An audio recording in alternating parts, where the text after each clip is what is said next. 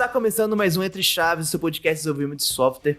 Eu sou Felipe Chagas, estou aqui junto com a Fernandinha e o Lucas. E aí, pessoal?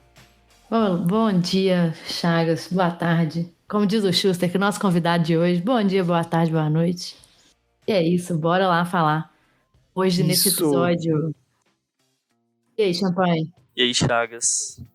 Novamente presente, com convidados especialíssimos hoje, então vai ser uma conversa... A Fernandinha já deu spoiler aí, a gente tá aqui com dois convidados de peso, diretamente dos agilistas, Schuster e Vinção. E aí, como é que vocês estão? Beleza? Eu tô nervoso, cara, vocês não me falaram qual que é a pauta, eu fico muito nervoso. Você não recebeu o memorando não, Schuster? Deve estar no seu spam. Eu queria as perguntas todas prontas para ensaiar tudo, as respostas, etc. E aí, pessoal, tudo bem? Me adaptando aqui na gravação via Discord, né? Pessoal, o seu notebook já acabado a bateria, seu celular, você tá de celular, vai acabar a bateria, como é que tá aí? Eu peguei uma fonte emprestada aqui. Aí aos trancos e barrancos começamos mais um episódio. E hoje a gente trouxe aqui o pessoal dos agilistas porque a gente vai falar aí de uma interseção aí, né, entre o Entre Chaves e o próprio metodologia de desenvolvimento, que é comparando diferentes formas de fazer software, né? O que é uma fábrica de software, o que é uma verdadeira transformação digital, o que é o agilismo, enfim. Então a gente vai conversar um pouquinho aí sobre os modelos de como se constrói software, se a gente realmente sabe construir software aqui em 2022, se estamos aprendendo, se tem um modelo definitivo. Eu acho que um bom ponto de partida é justamente esse, né? Quais são os modelos vigentes, existentes, passados, né, e presentes sobre como desenvolver software? Assim, o que me vem à cabeça quando você pergunta assim é o tradicional waterfall versus ágil, sabe? E a gente sabe que até hoje o waterfall anda por aí muito disfarçado de ágil, sabe? O pessoal chama de o ágil in disguise lá, né? Um ágil bem disfarçado, né? Assim, você fica tipo assim, se enganando que está fazendo um ágil, né? Infelizmente, em 2022 isso ainda é muito, muito comum, sabe? Mas assim, uma coisa que eu costumo falar muito, porque eu comecei eu já desenvolvi software, né? Também nos primórdios aí, desenvolvia lá na década de 90, né? Software. Então, assim, eu tive... E quando eu comecei a estudar a metodologia de software, o que dominava na época era RUP, que é o Rational Unified Process, né? Não sei nem se vocês chegaram a ouvir falar disso, né? Que, na verdade, era assim, se você pegar lá atrás, né? Ainda isso tudo... E, teoricamente, o RUP não era tão waterfall, vou explicar por quê para vocês, né? Assim, mas... Isso aí é na época do cartão perfurado, né, Xuxa? Eu tava aqui com isso aqui, ó, para entender se era o cartão perfurado ou não. É como os incas faziam software. Não, porque assim, de forma não muito precisa... Quando o pessoal começou a tentar investir em criar metodologia de software, começaram a surgir algumas correntes. Aí eu sei que num dado momento, foi lá na década de 90, talvez foi 95 mesmo, sei lá. 3 caras, eles se uniram e fizeram um processo unificado. Depois a Rational, que era uma empresa, depois a IBM comprou essa empresa, eles criaram esse Rational Unified Process. Era o Jacobson, Book, eu esqueci o nome do outro, sabe? Eram 3 caras. Então, por exemplo, um é o que tinha inventado os use cases, o outro tinha uma outra contribuição, sabe? Então, esses 3 juntaram. E era uma metodologia que a capa do livro deles de RUP era assim, que era um processo user-centric, iterativo e incremental. Então, em princípio, tinha o conceito, sabe, de ser iterativo, né? Você desenvolver o software em iterações e incrementos, né? Só que ele tinha apesar dele ter esse conceito, porque eu lembro que eu cheguei a trabalhar com isso, ele tinha ainda uma transição muito assim, você começava numa fase de análise, né, que o waterfall é assim, né, você começa, primeiro você analisa, depois faz um design, aí não é o design de design, é o design de formalizar mais o que você analisou, depois você constrói, depois você testa e depois você implanta, sabe, isso é o waterfall. Esse já tentava trazer mais atividade junto, sabe, como se fosse assim, eu faço análise, mas faço um pouquinho de tudo. Mas na prática, você tinha que fazer tanto artefato você ainda estava dentro daquele paradigma de que você tinha que detalhar tudo para poder fazer as coisas, sabe? Então, assim, o que eu costumo dizer é que nessa época, e eu acho que tem um contraste muito grande com quando você faz transformação digital, já dava errado, tá? De qualquer jeito isso, mas é como se fosse assim, né? Só para eu terminar minhas palavras aqui, né? Nessa época, é como se fosse assim, você tinha um problema, você em tese sabia especificar bem qual é esse problema, e aí você contratava uma empresa para resolver ele, sabe? Fazer um software para você, sabe? Essa era a premissa. Então, você partia muito desse paradigma, tipo de engenharia, onde eu detalho tudo para caramba, desenvolvo e resolvi, né? E nem para isso, na minha visão, o waterfall servia. A gente pode até discutir justamente porque quando o Manifesto Ágil surgiu, ele já surgiu como um protesto à forma vigente de fazer software. Não tinha nem a ver com essa modernidade hoje dos negócios serem muito dinâmicos, não, entendeu? Mas hoje que a gente costuma falar é que os nossos clientes, né, eles têm um problema, eles não sabem exatamente como lidar com esse problema, precisam de times que consigam continuamente aprender a lidar com aquele problema, e normalmente é um problema que vai ser resolvido por meio de software, né? Mas ele tem que ser um processo bem de aprendizado, né? Assim, eu acho que um ponto interessante de falar sobre isso, talvez dar um passo atrás e pensar no seguinte, né? As naturezas de trabalho, né? Vamos dizer assim. Assim, tem trabalhos, né, que você poderia imaginar assim, eu posso ter um trabalho que pode ser construir uma coisa, pode ser produzir alguma coisa, pode ser mas qualquer coisa que você vai querer, normalmente, assim, produzir alguma coisa, vamos ficar nesse campo, né? Essa coisa, se você vai fazer ela de forma meio assim, sem um planejamento prévio, provavelmente no início, aí, sei lá, quando a gente começou a construir coisas, a gente tenderia a fazer coisas usando mais essa metodologia de não ter, de não ter uma concepção prévia. Você acaba, tipo assim, durante a execução você descobre uma série de coisas onde você precisa de mobilizar recursos, de forma que o custo total, se você imaginar que você seria possível fazer um planejamento prévio, poderia ser reduzido, porque você poderia ter uma utilização total dos recursos muito maior. Tipo assim, sei lá, você vai construir uma ponte, sei lá, e você descobre no meio da construção lá que você precisa um equipamento para poder passar uma coisa de um lado para o outro. Aí você não tem aquele equipamento, aí está todo mundo lá parado esperando aquele negócio chegar, e aí, enquanto isso, aqueles recursos foram mobilizados ali, tanto de pessoas quanto de materiais e tal, eles não estão sendo utilizados. Então, partindo dessa concepção, se você consegue planejar algo antecipadamente, significa que o custo total e a utilização total dos recursos no final teria uma eficiência, uma otimização muito maior. Mas isso parte do pressuposto que aquela atividade é planejável. E aí, esse modelo waterfall, ele veio exatamente para corrigir isso. Falou assim, pô, não, você tem uma atividade ali, por isso que o Schuster falou, de certa forma foi copiada da engenharia. E se você planejar melhor, se você pré-definir uma série de coisas antes, você, no geral, você vai ter uma otimização e um resultado final com um menor custo, né? Um trabalho mais otimizado. Então, esse foi o modelo que tentou se implantar e, em teoria, ele faz muito sentido. Faz muito sentido. Se o trabalho é planejável, faz total sentido você fazer aquilo ali, porque você vai, você reduz a incerteza nesse momento do planejamento. Então, você invoca, mobiliza os recursos somente na hora que é estritamente necessário.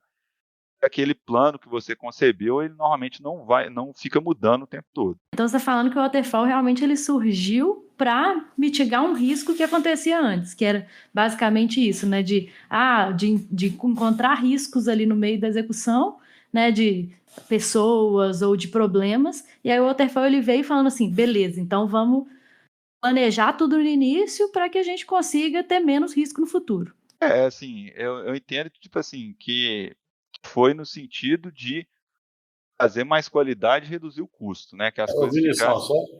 Só comentar isso, porque como eu sou mais velho que você, assim, eu acho que eu peguei um pouco o waterfall surgiu porque, assim, esse paradigma, assim, quando a atividade de software começou a tentar ficar mais profissional, o paradigma dominante é que se eu planejo e detalhe o suficiente, eu faço a coisa certa, entendeu? Então, assim, eu gosto de falar o seguinte, o waterfall surgiu com o objetivo de lançar a atividade de desenvolvimento de software ao status de uma engenharia, entendeu?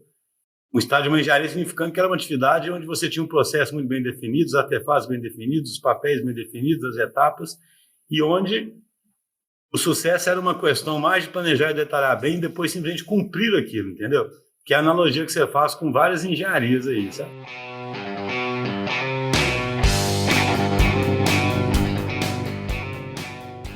Isso funciona muito bem com engenharia, né? Civil, elétrica, mecânica. Por que isso não funcionou tão bem com a engenharia de software? O que o software tem de diferente dessas outras engenharias ditas tradicionais? Posso colocar aqui o que eu já acho que percebi pela conceituação aí, que é tipo assim, me parece que para problemas em que você tem uma previsibilidade muito grande do que já vai acontecer, parece funcionar bem. Agora, quando a gente vai falar de problemas de software mesmo, ou que a gente quer resolver um problema e entrar mais a fundo no porquê daquele problema, acho que não é tão previsível assim. A gente pode ter mais alterações no meio do caminho, né? Não sei se seria por aí a resposta. Tem várias formas, sabe, de enxergar isso. Eu lembro na época em que o Manifesto Ágil surgiu, ele veio questionar justamente essa premissa básica, sabe? Na essência, o Manifesto Ágil veio questionar justamente isso. Tipo, será que software não é uma atividade de natureza mais intangível? Exige um processo de aprendizado e não um processo de detalhamento e de planejamento, sabe? Então, na verdade, o Manifesto Ágil, eu sempre falo, ele é simples como isso e complicado como isso, porque ele desafia toda a forma de orçamentar das empresas, de controlar, sabe? Mas ele veio dizer simplesmente isso, olha, quando eu faço um prédio, é muito tangível, né? Eu consigo tangibilizar muito o que eu vou fazer antes, né? E as pessoas já viram 1 milhão de prédios, sabe? Então, você consegue fazer comparações boas, você cria visões compartilhadas, né? Mas quando você faz novos produtos de software, você está indo para um âmbito de um problema muito mais complexo, né? Você tem interação com um tanto de pessoas, as pessoas não sabem exatamente o que querem. E veja, eu estou falando isso tudo aí, gente, muito antes desse contexto nosso, que isso tudo está muito atrelado a essa cultura de startup, do negócio tem que ser dinâmico, né? Isso eu acho importante destacar, sabe? O pessoal veio com esse paradigma, eu nunca sei se é 99 ou 2000, mas por quê? É como se a gente tivesse um ciclo vicioso em que a maior parte dos projetos de software na época davam errados, tem relatórios famosos que mostravam isso, esse erro significava ou o custo excedido, ou o prazo, e pior do que tudo, as expectativas dos usuários não eram nem atendidas. E aí o pessoal tentava aprimorar mais ainda a metodologia, mas esse aprimoramento era no caminho de mais detalhamento e mais planejamento. Eu mesmo passei por isso, sabe? Assim, eu já fiz projeto aí, tinha 600 páginas de especificação, né? Como se isso fosse resolver, só que, na verdade, isso nunca resolvia, né? Porque você não conseguia criar essa falta de ambiguidade, era um processo de aprendizado. Então, quando o Ágil chegou, foi para falar o seguinte, cara, vamos inverter isso, vamos começar assim de aprender. O Ágil é isso, né? O Manifesto Ágil é simplesmente isso, sabe? Vamos fazer o processo evolutivo. Aí eu vou fazer um pouco o papel do advogado do diabo aqui.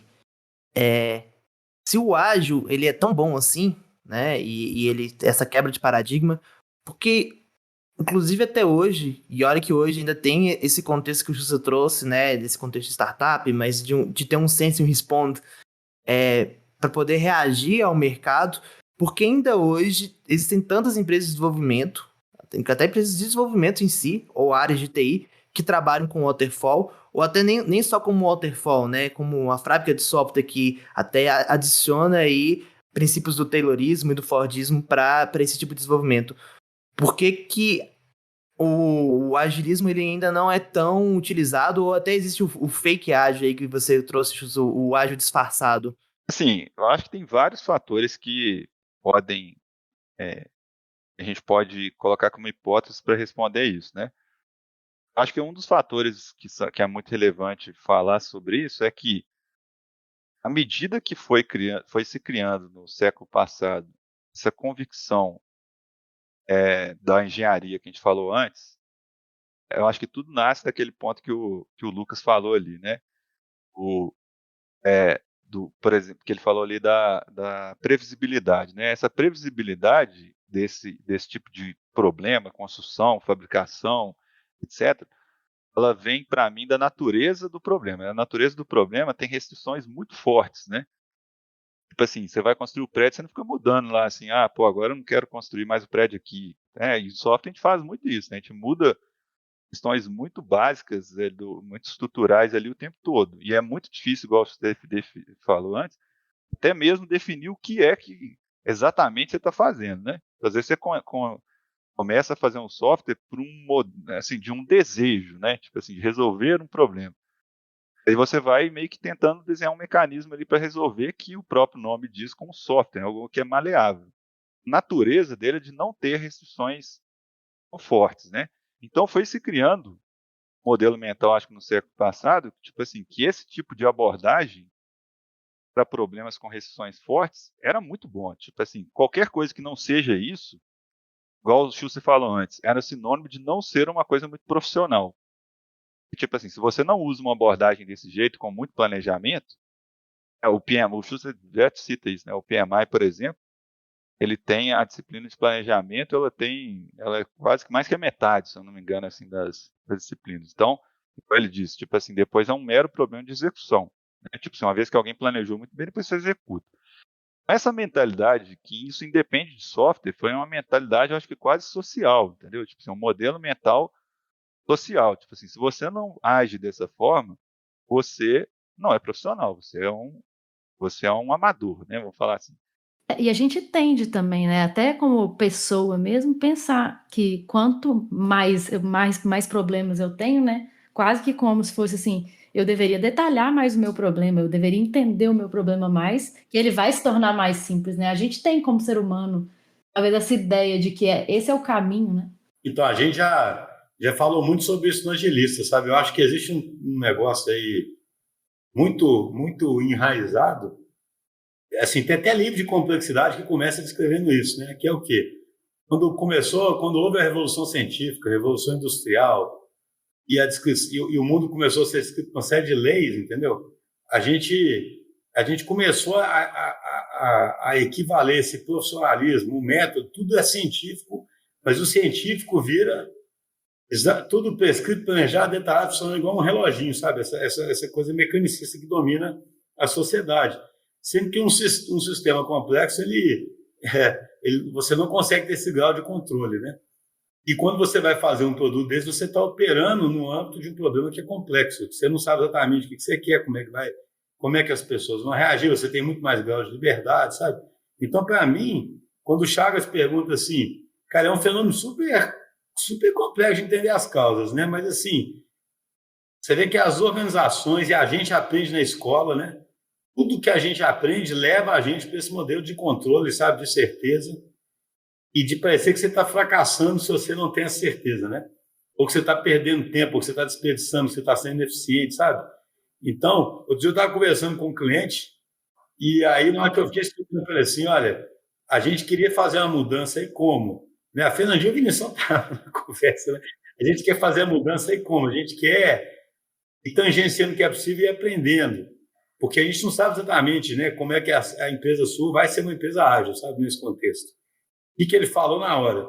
Cara, eu concordo muito, mas meu chefe não aceita essa resposta, não sei. Né? Simplesmente não aceita. Então, assim, nós temos estruturas formadas aí que não aceitam incerteza, que não aceitam ambiguidade. Tem a vaidade dos líderes também que não aceita isso. Então, esse caos todo aí para mim, sabe, respondendo para o chat, faz com que você mexe. Na hora que você convence alguém a experimentar um pouco, não sei o quê, o que acontece? Primeiro falha, o cara quer voltar lá para trás, né? Se é que ele já deixou experimentar alguma vez na vida. Mas aí, quando que o ágil teve um ponto de inflexão? Que eu acho super interessante essa história, porque eu acompanhei.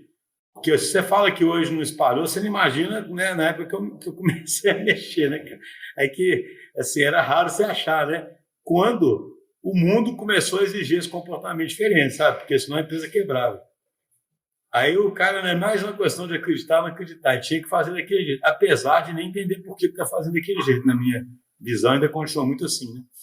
Então, assim, todo esse contexto prévio que é criado, né, dessa mentalidade, leva a esse comportamento. Aí, a única coisa que eu poderia complementar é, tipo assim, que tem essa questão, pessoas que eu acho que, na verdade, elas entendem, igual esse exemplo que o Chu deu do cliente, então ela fala assim, putz, é isso mesmo, sabe? Tipo assim, realmente, o cara já passou por tanta coisa, ele sabe que aquilo ali, assim, não vai funcionar daquele jeito, né? Mas mesmo assim, ele sabe que é feio falar isso, entendeu? Tipo assim, ele fala assim, cara, eu sei que é assim, mas eu não posso falar isso pro meu chefe, né? Tem pessoas que não entendem, sabe? Tipo assim, tem pessoas que, tipo assim, elas não conseguem aceitar esse modelo de mundo. Tipo assim, elas não, mas as coisas, quando você planeja e tal, né, vai dar certo, é previsível e tal. Isso aí é até meio filosófico, né? Porque a gente adora essas coisas que geram essa sensação de controle, assim, na vida da gente. Adora filme de heróis, a gente adora falar lá que a Apple deu certo lá porque o Steve Jobs era um gênio, né? E não aceitar, na verdade, com uma série de interações ali que emergiram, fizeram aquele negócio funcionar daquele jeito. A gente adora isso, né? Então, assim, a gente é viciado, um ser humano, em modelos que geram uma certa explicabilidade das coisas, entendeu?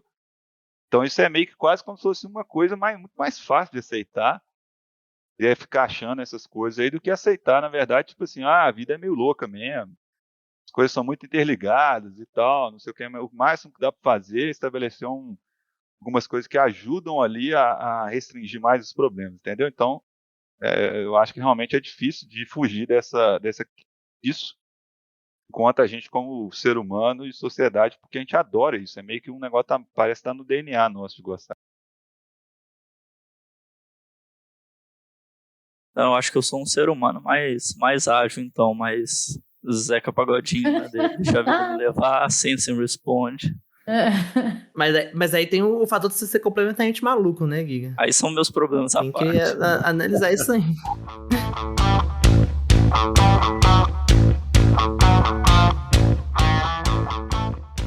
Mas eu tava pensando, né? Porque com a pandemia, né, 2020 para cá, as empresas tiveram de alguma forma, né, que reagir a essa mudança quase que muito rápida, né, do que aconteceu aí no mundo.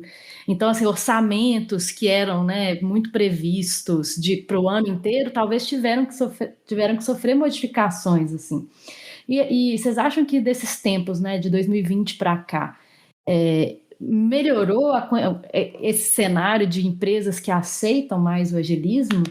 Ou ainda estamos no mesmo patamar? Eu acho que isso melhorou muito, já tem alguns anos que vem melhorando, porque, assim, na verdade, o maior sentimento que eu percebo nas organizações foi de perceber que a velocidade com qual elas faziam as coisas não iria funcionar nos tempos mais novos, entendeu? Por isso se confunde muito ágil com fazer rápido, né? Na verdade, você aumenta a velocidade porque você aprende mais rápido, né? E deixa de desperdiçar, etc. Sabe? É como se achasse o caminho mais rápido, mas não deixa de aumentar a velocidade, né? Então, eu diria que a percepção do business é isso, entende? É como se fosse assim, poxa, agora sim, né, gente? Tudo é ciclo, né? Cheio de startup agora questionada. Então, muita gente que é mais tradicional pode falar, tá vendo? Eu sabia que isso era tudo moda. Eu sabia que ia dar errado. Falei desde o início. Eu sabia que isso era moda, né? Eu tenho até receio, sabe, de que isso possa acontecer, né? Porque, assim, por um lado, eu concordo que é cheio de startup que é um negócio muito sem sentido, né? Quando você pensa do ponto de vista de negócio mesmo, né? É muito umas narrativas e pronto, né? Quem tiver assistido o Crash Day vai entender o que eu estou falando, né? É cheio de exemplos assim, né?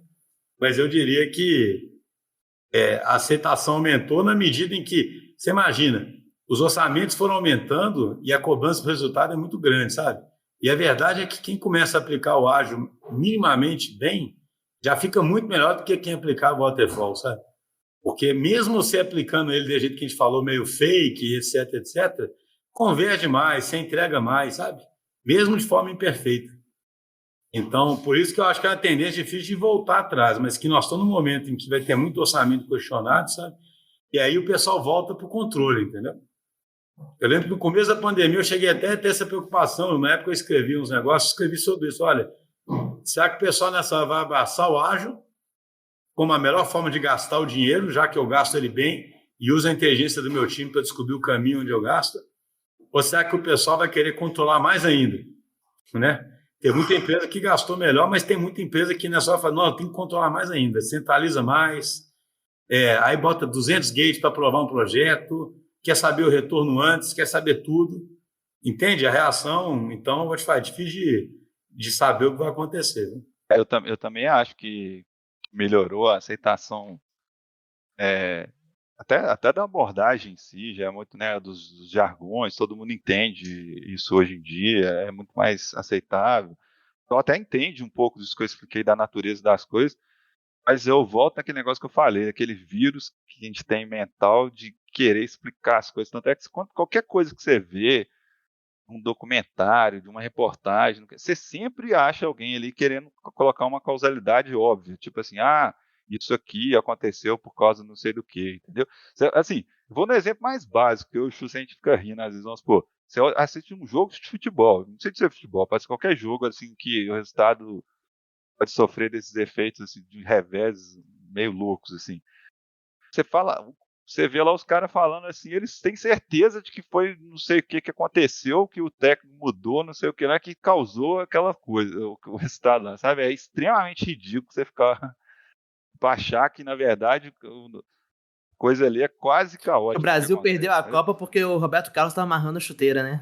Assim, a gente tem esse vírus mental de querer buscar, assim, explicação, causalidade para tudo, sabe? Assim, então, não acho que o pessoal vai parar de buscar isso, não. E falando um pouco sobre o futuro, né? Teve até um episódio do Entre Chaves que eu comentei sobre a ciência de desenvolver software. Ela é uma ciência muito recente quando a gente compara com outras. É como se fosse um bebê comparado com as engenharias tradicionais, né? E vocês acreditam que o agilismo, né? Ele é a melhor forma? A gente finalmente encontrou como fazer software? Ou a gente ainda está aprendendo como desenvolver software? Cara, eu acredito que como filosofia talvez seja uma das melhores, porque, assim, na verdade, o agilismo tem muita coisa, não é nem assim por fazer o agilismo virar uma religião, né? É porque eu acho que ele é mais apropriado para o tipo de problema com o qual fazer um software está lidando, entendeu? Então, assim, não é só... por exemplo, você pega lá o Beyond Budget, que é um modelo de gestão da empresa, que tem coisas similares com agilismo, no sentido de você, de forma até mais ampla, entender que o negócio está imerso no mundo complexo, né? Então, o que eu quero dizer é o seguinte, que se a gente pegar da perspectiva de como é que eu encaro um problema que está naquela região lá do Snowden, lá, né, do complexo, eu acho que esse é o caminho certo, né? Você usar esse tipo de pensamento, de filosofia. Quando você pensa na ciência mesmo de fazer software, eu acho que tem muito o caminho para ser aprendido ainda, né? Sei lá, testar a hipótese, a gente vê na prática, é muito mais difícil do que parece, né? Assim, a gente sempre fala isso, né? Assim, eu não sei, eu estava engraçado, sabe? Até quando eu estava lendo agora aí, sabe, num livro aqui, um cara questionando muito o quão científico dá para as coisas serem nesse mundo nosso, né? De negócio. E isso se traduz ao software, né? Já que ele está imerso no mundo de negócio, sabe?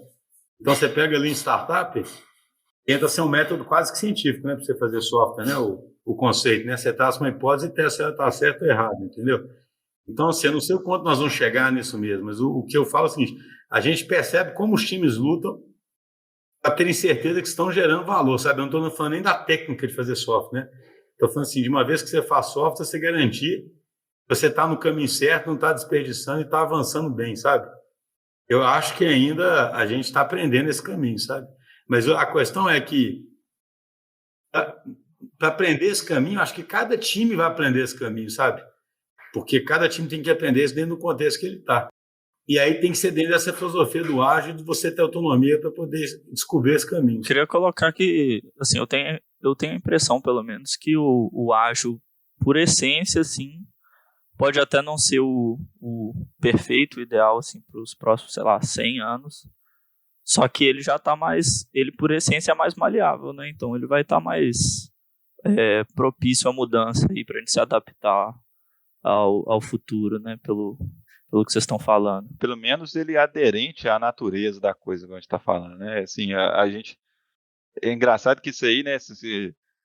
Justo, eu sei que gosta também de filosofia, né? Quando você vai vendo, é como se algumas coisas a gente estivesse quase que resgatando um prisma mais científico agora, sabe? Assim, você lê alguns livros de filosofia, você vê que o pessoal já entendia a natureza de várias coisas de forma muito mais clara antes, né? Porque eu acho que a gente foi evoluindo para ter essa, né, que a gente ficou realmente encantado demais com algumas ferramentas que a gente foi descobrindo para problemas onde você conseguia cercar ali, né, recortar bem o problema, onde ele estava acontecendo, de forma que você pudesse, de fato, ser um problema, igual o Schuster falou ali do Snowden lá, né, de um cenário mais complicado, com restrições mais fortes, onde você pode realmente ter um certo nível de previsibilidade, né? E agora isso aí foi sendo, na minha visão, né, redescoberto, essa questão de que problemas, na verdade, tem problemas que têm essa natureza complexa, que ferramentas que impõe só o próprio o Snowden, ele usa esse termo, né, restrições habilitadoras, né?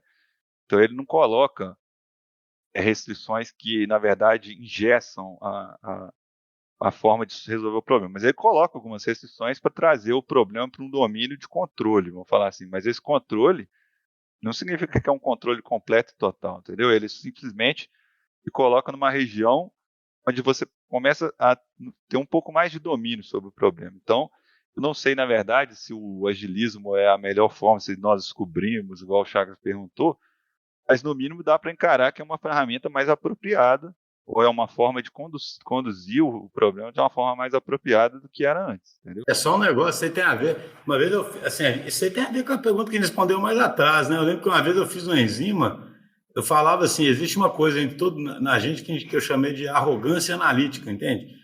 A gente não consegue acreditar que não tem um problema que quem é inteligente, né, de que a inteligência dele não vai resolver, sabe? Que é problema, né? Eu falo que é arrogância analítica por quê? Porque existe uma coisa que é complicada e a coisa que é complexa, entendeu? Então, uma coisa complicada, aí você tem aqueles cara super foda, consultor super foda, que tem uma experiência, sabe, com aquela área de conhecimento que é extremamente sênior, e tem aspectos do software mesmo que vão ser assim, né, para você dar uma solução, sabe?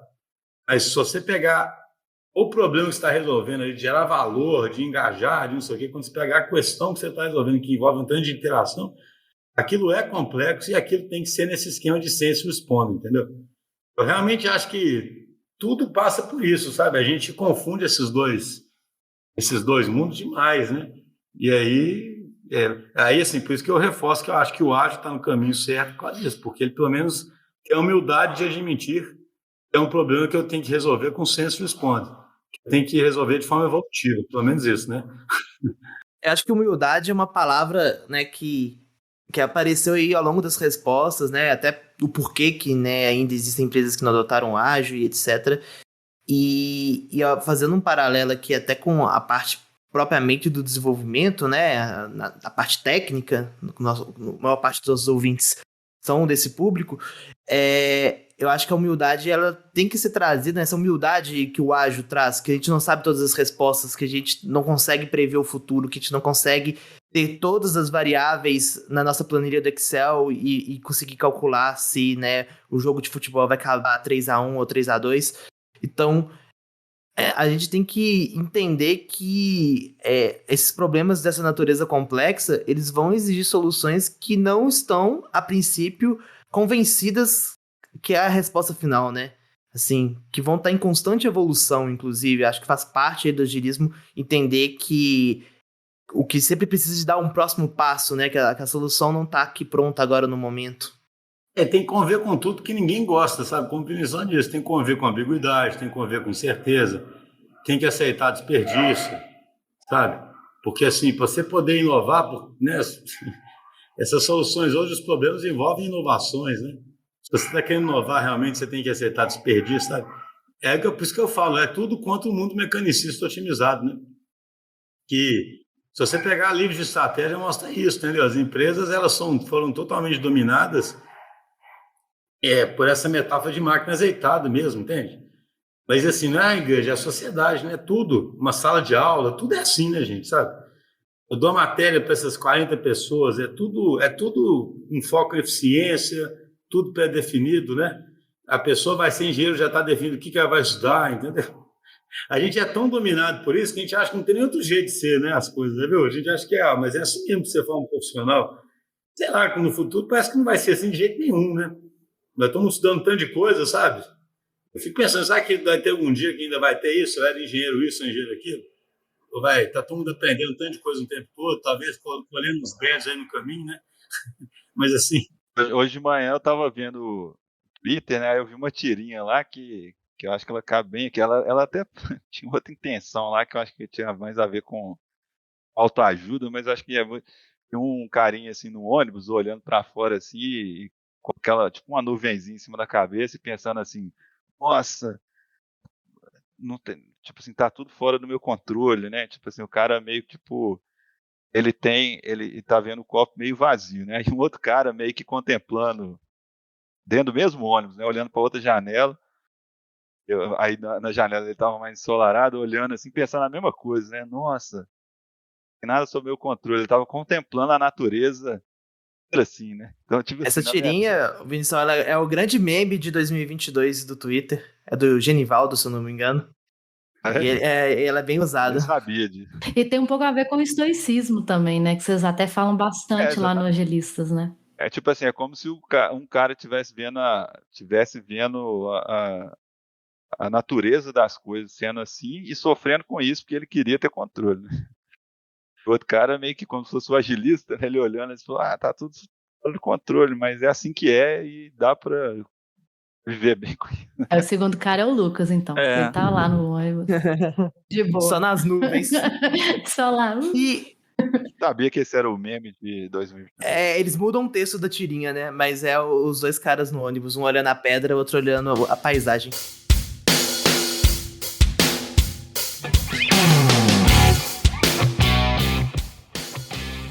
E agora, assim, né? A gente tá chegando perto do fim, mas eu queria pedir um conselho, não pra mim, mas muita gente que tá, né? Saiu da faculdade, aprendeu a programar ali, fez o if, o for dele, tá ali fazendo o printf. E aí, de repente, né? Entra numa empresa como a DTI, que tem o agilismo na veia, e chega essa enxurrada, sabe?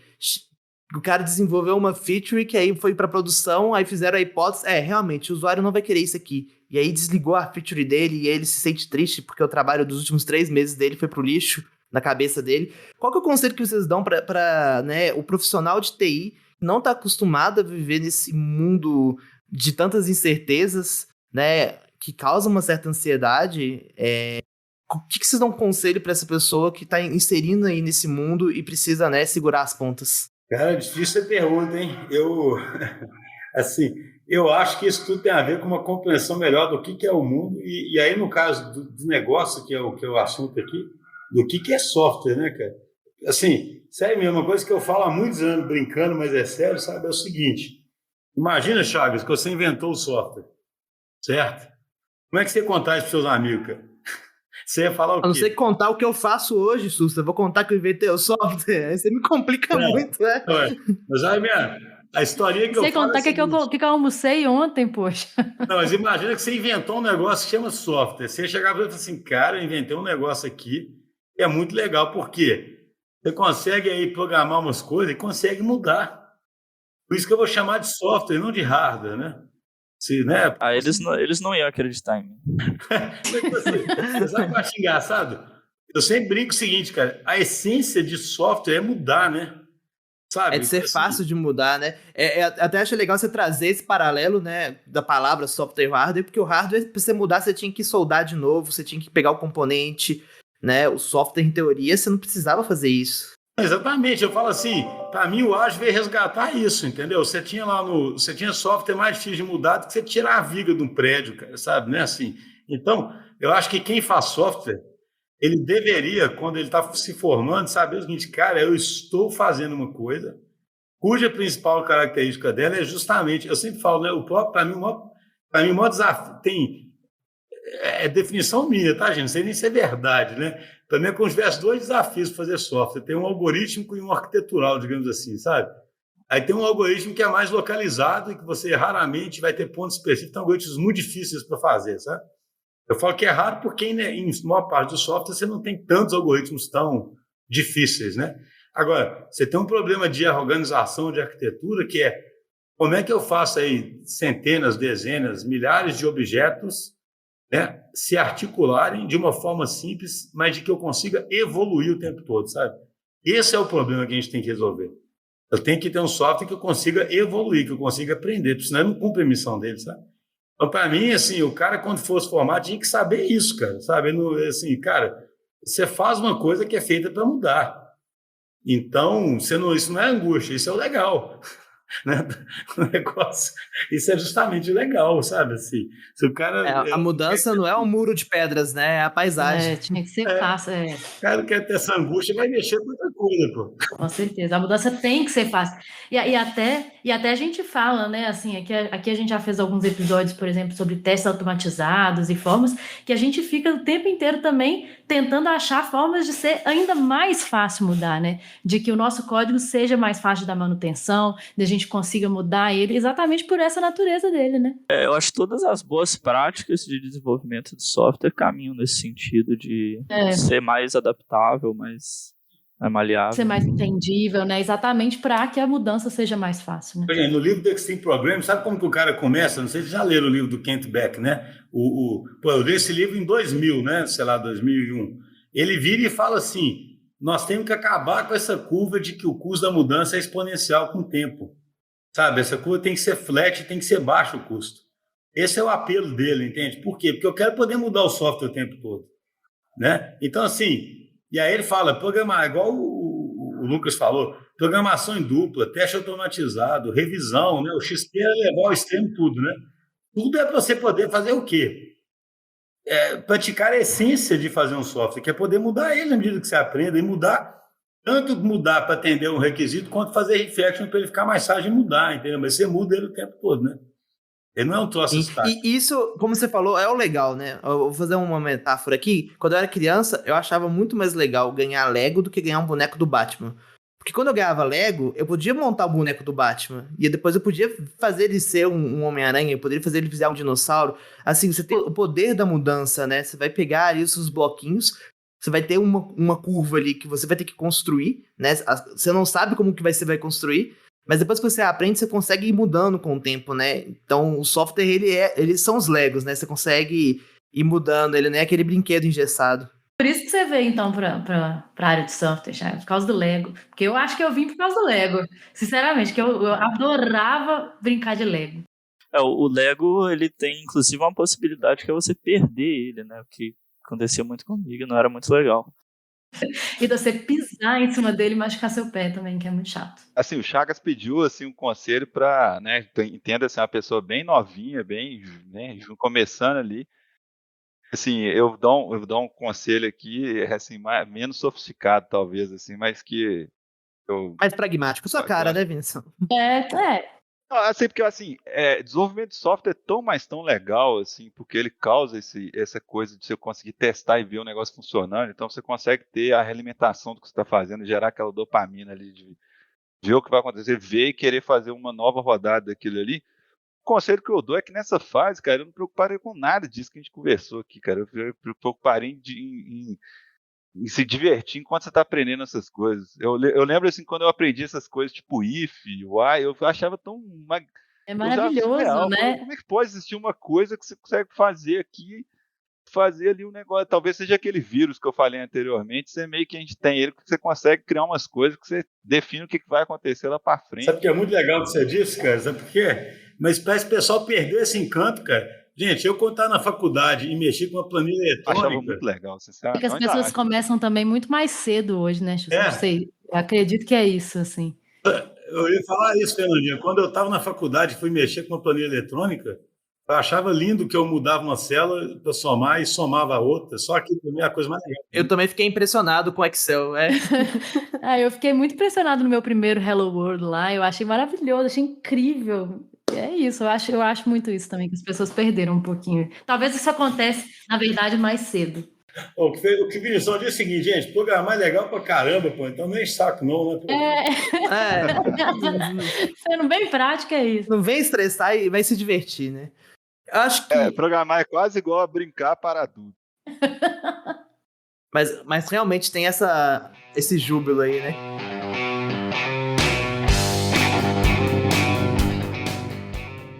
Queria fazer uma pergunta pro Xuxa e pro Vinição, bem rápido. Eu quero que a resposta, inclusive, seja objetiva, tipo uma frase, uma palavra, assim.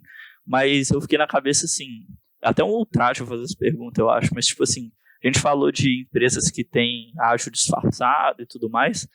Como é que você sabe que a sua empresa é ágil?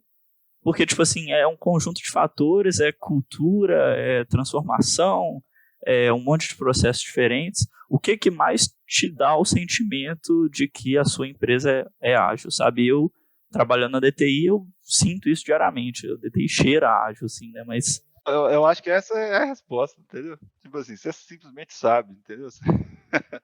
Você, igual você falou, você sente meio cheiro. E na além de software, o Vinição sabe disso, sabe que me deixa... que eu tenho convicção que nós somos ágeis, né? A nossa cultura.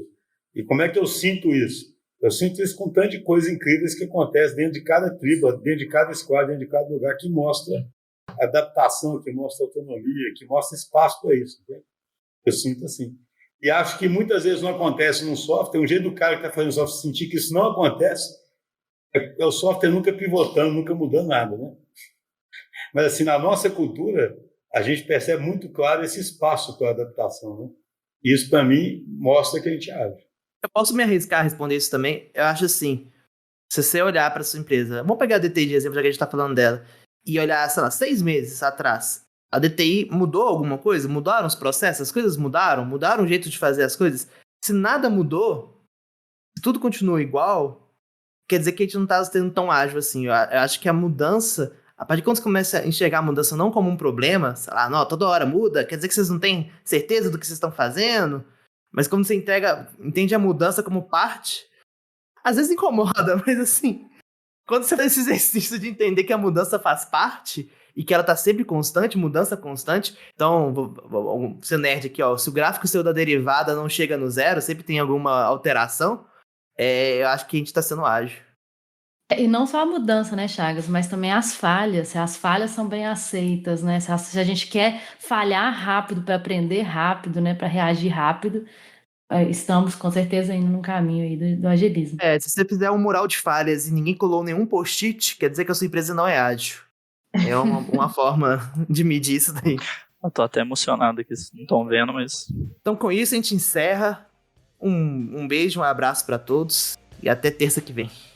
Até a próxima terça, pessoal. Tchau, obrigada, Xista. Obrigada, Vinição, pelo episódio de hoje. Foi ótimo. Valeu. Prazer participar aqui. Muito obrigado. Tchau. Valeu.